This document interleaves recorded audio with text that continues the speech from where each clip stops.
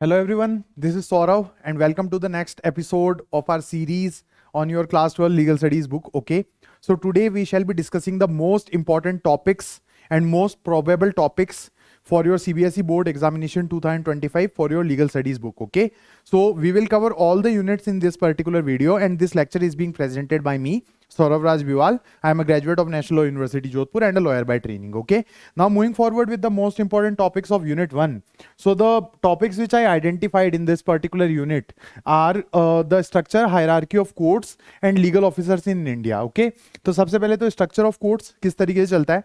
तो India follows a federal system when it comes to the government, but if we talk about the system of the courts so it is a integrated system. Okay, और hierarchy के अंदर on the top we have the Supreme Court of India. ठीक है, उसके बाद में high courts, then various tribunals, then district courts and उसके बाद में भी लोअर कोर्ट्स की भी कई हायरार्की होती है. Okay, so these are the topics. और उसके बाद में लीगल ऑफिसर्स इन इंडिया के अंदर advocate general and attorney general of India. Okay, इनके आर्टिकल्स वगैरह आपको अच्छे से याद करने पड़ेंगे. एडवोकेट जनरल का जो आर्टिकल है दैट इज आर्टिकल 165 और जो अटॉर्नी जनरल का आर्टिकल है that is article 76. Okay, now the constitution, roles and impartiality of courts. Okay, तो ये वाला जो टॉपिक है वो इंपॉर्टेंट है, इससे क्वेश्चन आ सकता है.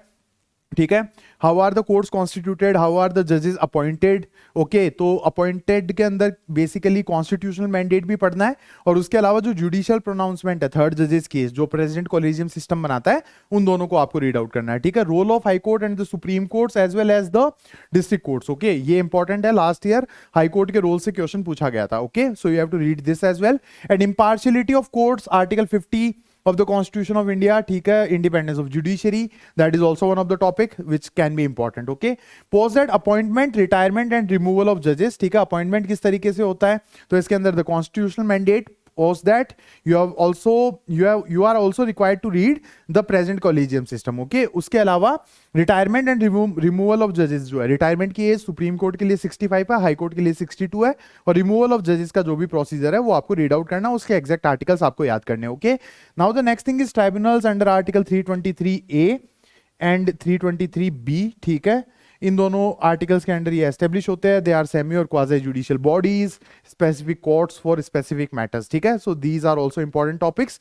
And at the end we have court and judicial review. ठीक है, केशवानंदा भारती जजमेंट, गोलकनाथ केस, उसके अलावा जो इंदिरा गांधी वर्सेज राजनारायण केस हुआ था. ठीक है, ये सारे के सारे केस लॉज भी आपको याद करने. Okay, I have uploaded a one shot revision video of this particular chapter. It is 1 hour and 9 minute long lecture. Okay, if you will watch this particular video, this is the exact thumbnail. Okay, तो अगर ये video देखोगे जिस playlist के अंदर ये वाला video uploaded होगा उसी प्लेलिस्ट के अंदर आपको ये वीडियो भी मिल जाएगा. Okay, so you will easily be able to complete this particular chapter. Okay, now moving forward with the next unit that is ADR in India. तो 8 मार्क्स की है यूनिट, पहली वाली यूनिट भी 8 मार्क्स की थी. ठीक है, तो इसके जो इंपॉर्टेंट टॉपिक्स है वो मैं आपको एक बार बता देता हूँ.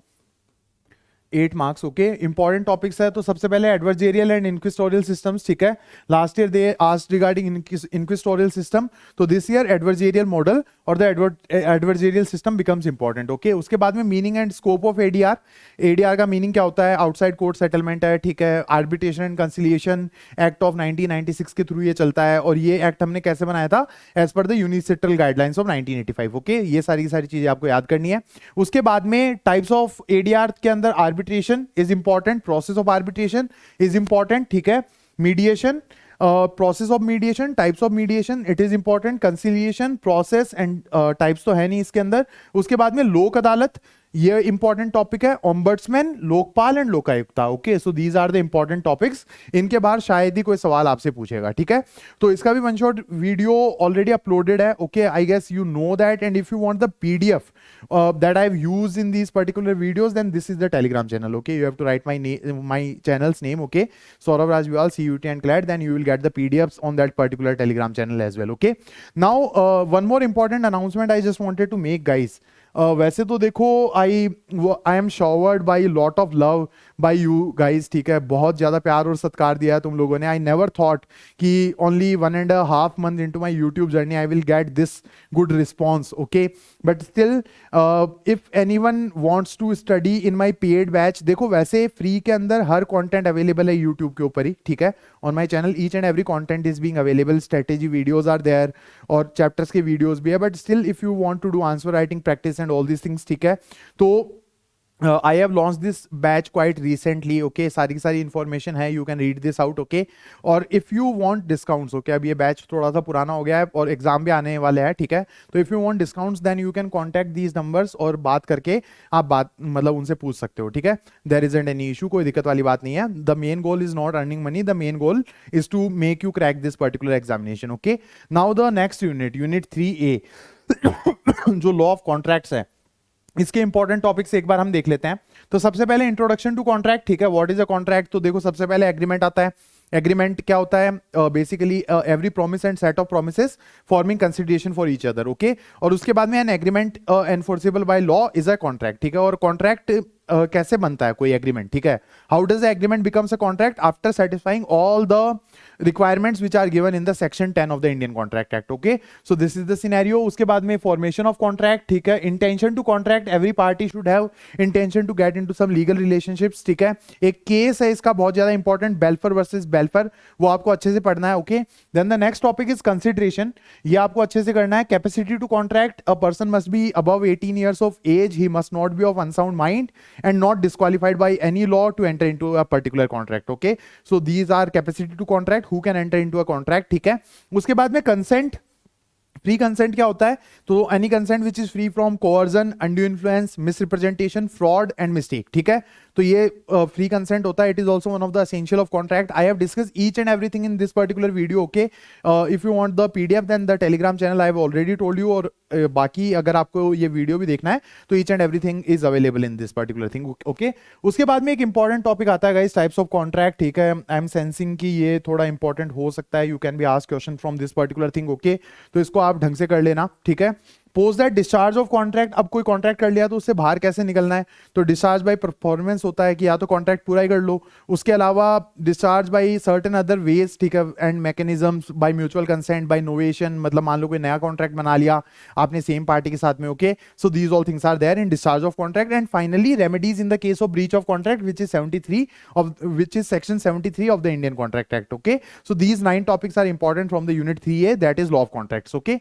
Now moving forward with the unit 3B, that is law of torts. तो इससे कोई ज्यादा टॉपिक्स नहीं है, ठीक है? सबसे पहले concept of law of torts ये आपको लिखना है.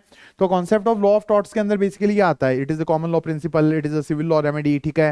जेल की सजा नहीं होती है, सिर्फ मॉनेटरी कंपनसेशन दिया जाता है. That monetary compensation is given in the form of unliquidated damages, okay? So these all things are there that you are required to read in the first topic, okay? उसके बाद में sources of law of torts क्या है? Mainly it is a common law principle, ठीक है? Common law principle है, judicial pronouncement से ये लॉ बनता है. उसके अलावा one more thing you are required to add, that is the government of India has also passed 2 legislations, ठीक है? एक तो मोटर व्हीकल्स एक्ट है और एक कंज्यूमर प्रोटेक्शन एक्ट है, जो डायरेक्टली या इनडायरेक्टली लॉ ऑफ टॉर्ट्स से ही रिलेट करते हैं, okay? So these are the sources of law of torts: motor vehicles act, consumer protection act and the judicial pronouncements which are going along since centuries, okay? It is the sources of law of torts, okay? उसके बाद में intentional torts, lot of intentional torts are being given in your chapter or in your book, okay? You have to read all of them. Then defamation, it is also one of the important topic, ठीक है? ये ढंग से कर लेना. I have written it separately, मतलब कोई reason ही रहा होगा, ठीक है? तो डिफेमेशन वाला टॉपिक आपको ढंग से करना है. पोस्ट दैट नेग्लिजेंस, ठीक है? नेग्लिजेंस का मतलब होता है लापरवाही. It is not a intentional tort, कोई जानबूझ के नेग्लिजेंट नहीं हो सकता है, ठीक है? इसके बारे में आपको पढ़ना है, इसके असेंशियल्स आपको पढ़ने हैं, ओके? असेंशियल्स क्या क्या होते हैं? सबसे पहले you should have a duty of care towards the plaintiff, okay? उसके बाद में there should be a breach of duty of care and there should also be a damage, okay? So these are the essential and one case law is also being mentioned over there, जो आपको पढ़ना है, okay? उसके बाद में strict and absolute liabilities, इन दोनों को आपको ढंग से करना है, ठीक है? स्ट्रिक्ट लायबिलिटी और एब्सोल्यूट लायबिलिटी के जो मेन प्रिंसिपल्स है वो तो सेम से ही है, पोटेंशियली डेंजरस थिंग, ठीक है? उसके बाद में एस्केप और डैमेज, ओके? लेकिन जो डिफेंसेस होते हैं, तो बेसिकली स्ट्रिक्ट लायबिलिटी के अंदर you have certain defences, but in absolute liability the damage is that much, नुकसान इतना ज्यादा हो जाता है कोई डिफेंस देना कोई रीजनेबल और लॉजिकल बात ही नहीं है, okay? So this is unit 3B law of torts, okay? Now moving forward with the unit 3C के इंपॉर्टेंट टॉपिक्स, जो प्रॉपर्टी लॉ है. तो यहाँ पे देखो गाइस, प्रॉपर्टी लॉ के अंदर टाइप्स ऑफ प्रॉपर्टी, तो मूवेबल और immovable properties are there, okay? ये आपको ढंग से पढ़ना है. उसके बाद में स्टैंडिंग टिम्बर्स का क्या स्टांस है, ग्रोइंग क्रॉप्स का क्या स्टांस है, ठीक है, कुछ केस लॉस दिए हुए इसके regarding, you have to read them as well, okay. उसके बाद में who can transfer a property, तो any person who is owner of the property, any person who is authorized by the owner of the property and is competent to enter into a contract can transfer a property, okay. Essentials of a valid transfer, ठीक है, ये बहुत ज्यादा important topic है। और types of transfer, sale, lease, exchange, gift, ये तो इस वाले वीडियो के अंदर मैंने बहुत अच्छे से और बहुत शॉर्ट के अंदर किस में समझाया है, ठीक है। इनके सेक्शंस आपको रटने हैं, ठीक है, एग्जैक्ट सेक्शंस आपको पता होने चाहिए और इनके रिलेटेड कोई केस लॉज वगैरह है या फिर एग्जांपल्स वगैरह है, you should know all of them, okay. तो these all things are there. Now moving forward with the unit 3D, that is the intellectual property rights. यहां से थोड़े से टॉपिक्स ज्यादा है गाइस, तो इनमें जो ज्यादा इंपॉर्टेंट है वो मैं आपको एक बार के लिए बता देता हूं। PDF again I am telling, if you want the PDFs that I have used in these videos, तो you can search this particular Telegram channel and you will get all the PDFs lying over there, okay. तो देखो, meaning of intellectual property, तो anything that is product of human mind और human intellect, okay. International obligations that have shaped Indian IPR, 2-3 international obligation याद कर लेना। I have seen your papers and the sample papers, कोई ज्यादा मतलब सारी चीजें नहीं पूछ रखी है, ठीक है, 3 या 4 चीजें पूछ रखी है, तो 2-3 याद कर लोगे तो that will be more than enough. उसके अलावा वीपो, world intellectual property organisation, it is a very important topic, ये सेपरेटली लिखा हुआ है, that means you have to grasp this properly, okay. उसके बाद में फॉर्म्स ऑफ आईपीआर, तो इसके अंदर कॉपीराइट है, पेटेंट है, trademark, geographical indication and designs, okay.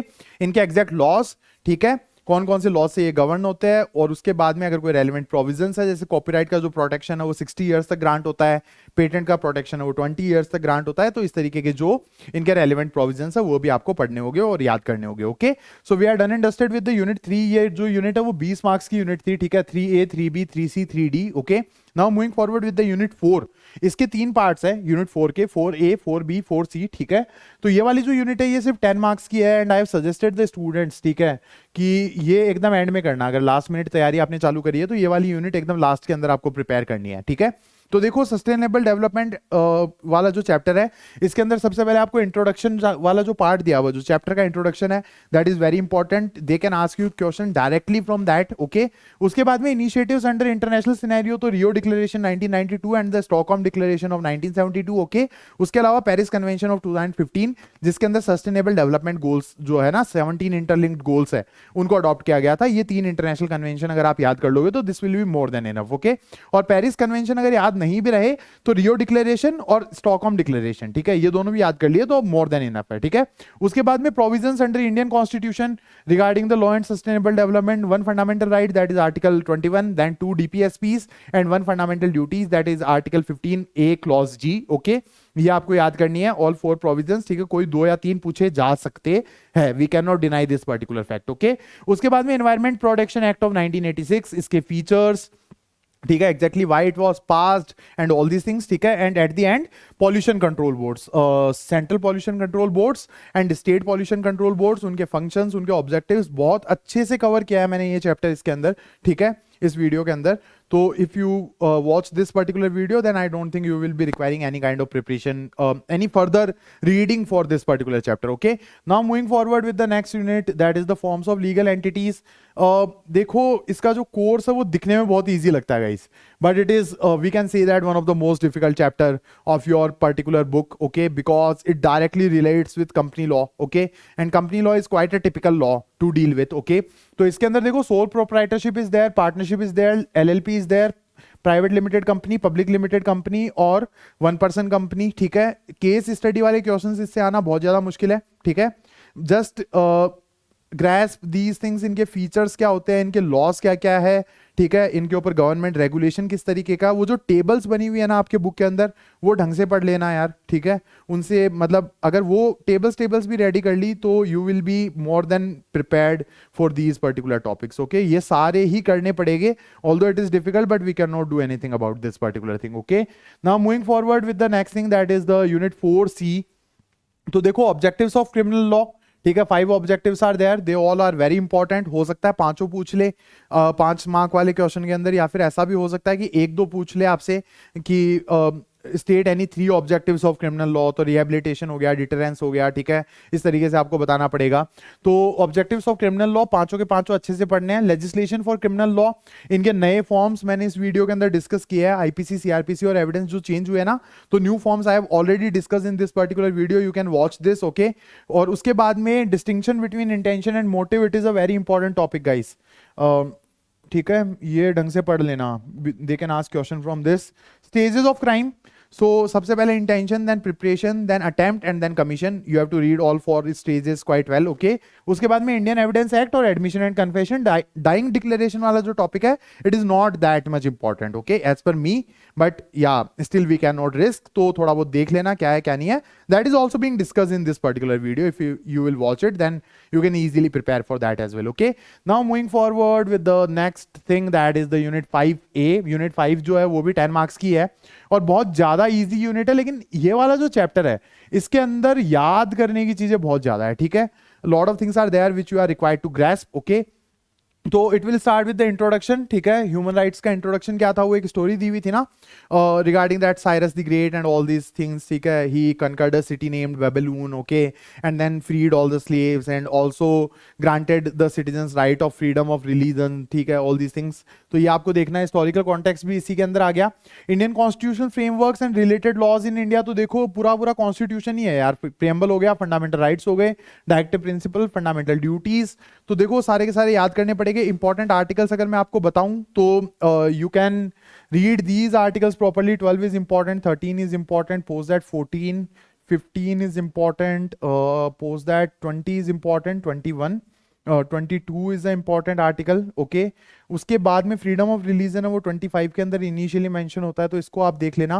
Then article 32 is important, ठीक है, तो ये फंडामेंटल राइट्स के अंदर इंपॉर्टेंट आर्टिकल्स है, इनको आप प्रॉपर्ली पढ़ लेना, ठीक है। मैं वापस बोल देता हूँ, 12, 13, 14, 15, 20, 21, 22, 25 and 32, okay. So these are the important articles that you have to do properly, और उसके अलावा भी बाकी आर्टिकल्स को भी थोड़ा बहुत टाइम दे देना, ठीक है। Now moving forward with the unit 5B, that is the human right violation and the complaint mechanisms. So again ये उसी तरीके का सा चैप्टर है यार, जो वो फॉर्म्स ऑफ लीगल एंटिटीज नहीं था, इसके अंदर हम कोई भी टॉपिक को छोड़ने का रिस्क नहीं ले सकते, because they can ask anything, okay. Suppose that you read NHRC, ठीक है, you read national commission for minorities, you read national commission for एससीज एंड एसटीज, और national commission for protection and protection of child rights आपने पढ़ लिया, and they are asking question from the national commission of women, इससे उन्होंने question पूछ लिया, तो व्हाट विल यू डू?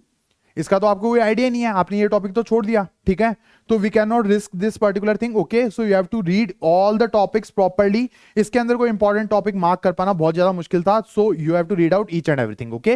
ये जितने भी क्वाजी जुडिशियल बॉडीज वगैरह दी गई है ना, उसके अलावा what are quasi judicial bodies, initially इसकी डेफिनेशन लिखी हुई है, वेरियस ह्यूमन राइट कमीशन, तो ये वो तो ये सारे के सारे ही है, ठीक है।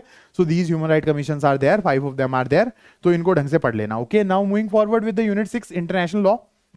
डिफिकल्ट लगती है but it is very easy guys, मतलब इतनी ज्यादा डिफिकल्ट है नहीं ये यूनिट, जितना ज्यादा इसका हैवोक है ना, जिस तरीके से क्रिएट किया गया, और रिवॉर्डिंग भी है, 8 मार्क्स की यूनिट है, okay.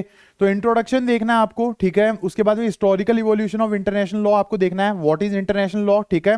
Sources of international law, what is international law के अंदर टाइप्स भी आ गए, ठीक है, public and private international law. Sources of international law क्या होता है, customs, treaties and ICJ decisions, okay.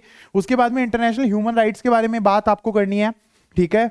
International law and municipal law are important topics, ठीक है। उसके बाद में international law and India, Indian constitutional provisions, एक तो आर्टिकल 51 है डीपीएसपी, ठीक है, state should endeavour to follow the international norms and regulations, ठीक है, एक डायरेक्टिव प्रिंसिपल है। और उसके अलावा article 253 of the Indian constitution grants the parliament with the power to pass any law as per the international conventions and international treaties, okay. Now moving forward with the dispute resolution mechanisms, ठीक है। Dispute resolution mechanisms कौन कौन से हैं international law के अंदर, so we can say कि international criminal court is there, WTO is there, world trade organisation, हाँ ये वाला topic guys I must have forgotten to write this particular topic, WTO is also important, ठीक है। तो dispute resolution के अंदर international criminal court ICC, international court of justice ICJ, और other dispute resolution mechanism के अंदर WTO, okay. All these things are being discussed in this particular video, you will find each and every video in this playlist only, ठीक है, जिस playlist के अंदर ये video होगा, और मैं लिंक भी डाल दूंगा डिस्क्रिप्शन के अंदर, okay. Now moving forward with the unit 7 जो लीगल प्रोफेशन इन इंडिया, तो ये भी बहुत रिवॉर्डिंग चैप्टर है गाइस, 8 मार्क्स का है, ठीक है। Again 8 mark chapter is there, ठीक है। सबसे पहले एडवोकेट्स एक्ट ऑफ 1961 आप पढ़ लेना, ठीक है, बहुत ज्यादा इंपॉर्टेंट है। बार काउंसिल ऑफ इंडिया इसी के अकॉर्डिंग एस्टेब्लिश की जाती है। लीगल एजुकेशन को बार काउंसिल रेगुलेट करती है। उसके अलावा state bar councils are being also being constituted under the advocates act of 1961, okay. तो उसके बाद में lawyers and professional ethics, it is important topic. Advertising by lawyers, तो ये तो बैन है इंडिया के अंदर तो, लेकिन बाकी कंट्रीज के अंदर अलाउड है। तो बाकी कंट्रीज के प्रोविजंस जो है वो आपसे एमसीक्यू के अंदर पूछे जा सकते हैं, तो just grasp them as well, okay. उसके बाद में liberalisation and globalisation of legal profession, women and legal profession, it is a very important topic that you have to grasp, okay. Legal education in India, USA and UK. उसके बाद में opportunities for law graduates in India, अगर इससे सवाल आया guys तो सीधा 5 number का आएगा। I'm literally telling you, if a question comes to easiest question and 5 marks, okay. So these all are the topics which are important from this chapter. Now moving forward with the last unit जो है तो legal services, तो brief history of legal services you have to look, ठीक है। क्या है brief history. उसके बाद में एक वो प्रॉपर हिस्ट्री मैंने इस वीडियो के अंदर समझाई है, किस तरीके से लीगल एड और लीगल सर्विसेज इंडिया के अंदर स्टार्ट हुई थी, ठीक है, ये मैंने समझाया। और क्या सिनेरियोज थे कि हम जल्दी नहीं स्टार्ट कर पाए, ये भी मैंने बताया, ओके। तो इसको ढंग से पढ़ लेना। और ये वीडियोज तो I guess guys it is not more than, यहाँ पे लिखा अभी ओनली 28 मिनट्स का ये वीडियो, तो इसको अगर आप 1.25 पे भी करके देखोगे तो 20 मिनट्स में आपका काम हो जाएगा, ठीक है। उसके बाद में free legal aid under criminal law, ये पढ़ लेना, इंपॉर्टेंट टॉपिक है guys, it is very important, okay. उसके बाद में legal aid by the state, सरकार किस तरीके से लीगल एड प्रोवाइड करती है और कौन कौन सी लीगल सर्विसेज प्रोवाइड करवाई जाती है, ठीक है, ये आपको पढ़ना है। Legal aid under the Indian constitution, national legal service authority NALSA, legal services authorities act of 1987 और legal aid in the context of social justice and human rights, okay. So these all topics are there from the unit 8 which is legal services, okay. Now moving forward with the conclusion of this particular video, we are done and dusted with this video as well, ठीक है। important topics for your CBSE board examination, okay. Thanks a lot for all the love and respect that you have showered on me, ठीक है। काफी अच्छा लगा। I never thought I will get this good response in this less time, ठीक है। Best of luck for your exams. I will also upload 1-2 more sessions, ठीक है। जो भी मेरे को अच्छा लगेगा, जो भी मेरे को रेलिवेंट कंटेंट लगेगा तो मैं पक्का अपलोड करूंगा। Lot of suggestions was also there on email, मेरे को काफी अच्छा लगा कि यार बच्चे सजेस्ट कर रहे हैं। कई बच्चे तो एकदम ऐसे एआई से चैट जीपीटी से बनवा के सजेशन भेज देते हैं, बट हाँ स्टिल इट वर्क्स, कोई दिक्कत वाली बात नहीं है। Thanks a lot for each and everything guys, it means a lot to me, okay. Now best of luck for your exams और अच्छे मार्क्स लेके आने हैं, ठीक है। See you with the next session very soon, bye, Tata.